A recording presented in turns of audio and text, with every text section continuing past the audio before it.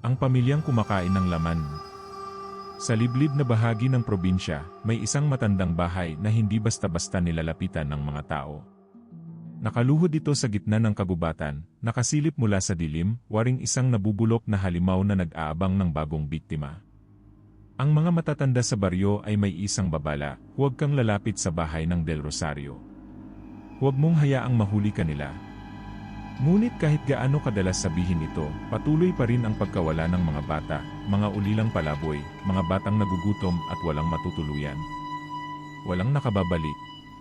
Walang nakakaalam kung saan sila napupunta.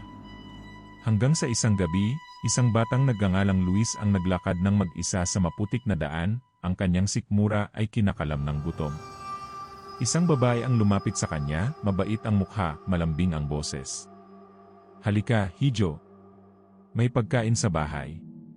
Hindi ka na magugutom," anya habang inabot ang kanyang kamay. Dinala siya nito sa isang bahay na tila hindi dapat andyan, masyadong luma, masyadong tahimik. Ang hangin sa loob ay mabigat, may bahid ng matamis na amoy ng nilulutong karne. Umupo siya sa hapagkainan kung saan ang buong pamilya ng Del Rosario ay nakangiti, masyadong maaliwalas, masyadong tama ang kilos. Ngunit nang lumapag ang mangkok ng mainit na sabaw sa kanyang harapan, nawala ang lahat ng pagdududa niya. Sinandok niya ito at sinipsip, mainit, malasa. Masarap. Ngunit nang isubo niya ang isang piraso ng karne, iba siyang naramdaman, parang may kung anong matigas sa loob. Dahan-dahan niyang dinura ito sa kanyang palad. Isang maliit na kuko. Napahinto ang lahat.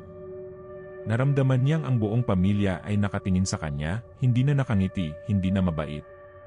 Ang kanilang mga mata ay nagbago, mga matang gutom, malalim, madidilim. "Masarap ba, Hijo?" tanong ng babae, nakangiti ngunit malamig ang titig. Duguan ang mga gilagid nito.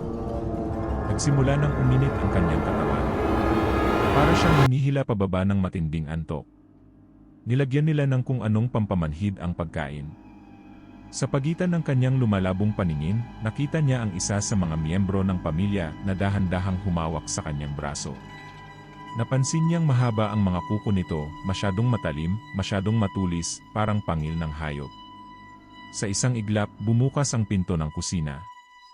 At doon, sa ilalim ng dim na ilaw, nakita niya ang nakabiting katawan ng isang batang wala ng ulo, duguan pa ang pinagputi. Ang laman nito'y tila sinimot na, para bang wala nang natira kundi balat at buto. Sa tabi nito, may isang lalagyan ng mga kamay, maliliit, masyado pang bata. Bumuka ang bibig ni Luis upang sumigaw, ngunit wala siyang boses. Lumapit ang isang matandang lalaki, ang padre de pamilya. Hinawakan nito ang kanyang mukha, at dinilaan ang dugo sa kanyang pisngi. "Masarap ka siguro, Hijo." Bulong nito, habang nagkikislapan ang kanyang matulis na ngipin. Sinubukan ni Luis na tumayo, ngunit umiksit siya. Naririnig niya ang tunog ng kutsilyong hinihasa. Muling nagsalita ang babae, malumanay ngunit puno ng panlalamig. "Huwag kang mag-alala, Hijo. Hindi masasayang ang katawan mo. Isa ka na ngayong bahagi ng pamilya." At ang huling narinig ni Luis bago tuluyang lamunin ng dilim ay ang sabay-sabay na lagitik ng kanilang mga panga, waring isang nilalang nasabik sa kanyang laman. Kinabukasan, isang masarap na putahe ang niluto ng pamilyang Del Rosario. Samantalang sa isang sulok ng bahay, sa ilalim ng sahig, mahihinang pag-iyak ang unti-unting nilamon ng katahimikan.